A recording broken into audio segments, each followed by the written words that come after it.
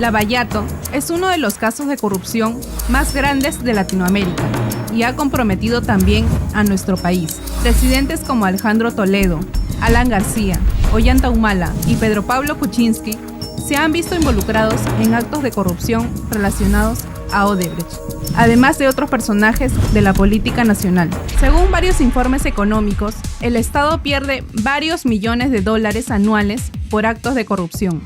Según el Grupo Iniciativa Nacional Anticorrupción, tan solo en los años 90, la corrupción generó pérdidas de 1.800 millones de dólares, con lo cual se pudo construir 36 hospitales y 180 colegios.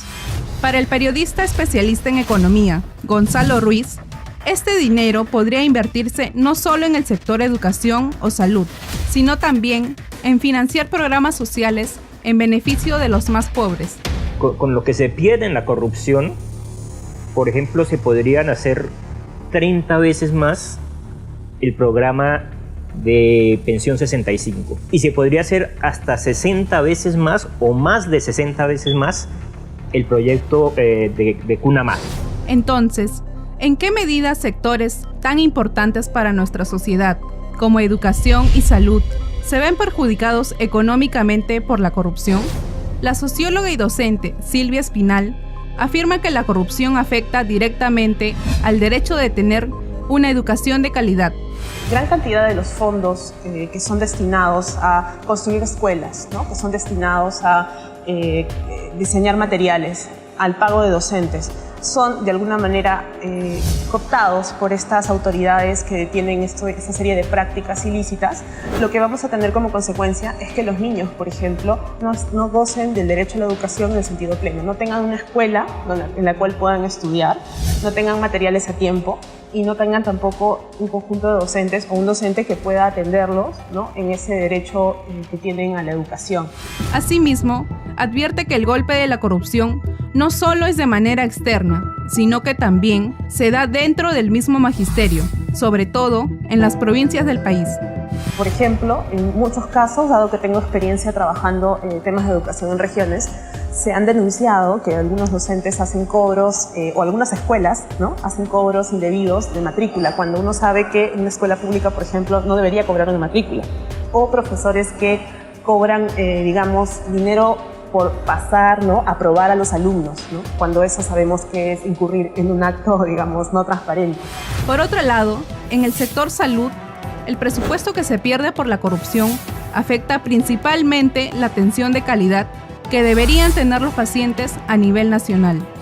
Cuando hay corrupción, pues es pérdida de dinero, ¿no? Se habla de cantidades muy importantes. Más o menos el 20% del presupuesto se va en corrupción.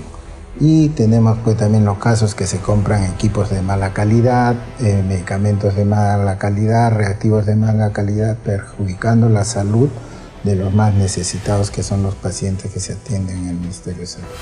Según un informe del diario La República, la corrupción también afecta el crecimiento de la economía, puesto que proyecta una imagen negativa de nuestro país ante la inversión extranjera. Desde el punto de vista económico, la corrupción es gravísima.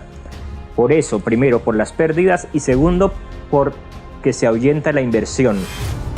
Asimismo, para Luis Arias Minaya, ex jefe de la Superintendencia Nacional de Aduanas y de Administración Tributaria, SUNAT, la corrupción viene paralizando obras públicas en el país y está ocasionando un impacto importante en el sector construcción durante este año. El empleo también se ve afectado por esta situación. Se pierde el crecimiento económico, se pierden los recursos económicos, se pierde empleo. Si hay menos empresas, hay menos empleo. Si hay monopolización de las empresas, hay menos empleo o el empleo es precario o empieza a debilitarse todo el esquema y entonces se convierte cada vez más difícil en conseguir un empleo. Las consecuencias de la corrupción se extienden por todo el país.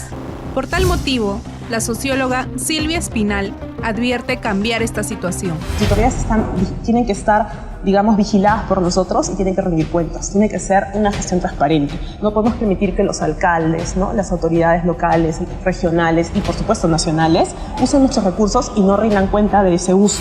La lucha contra la corrupción requiere el esfuerzo de todos.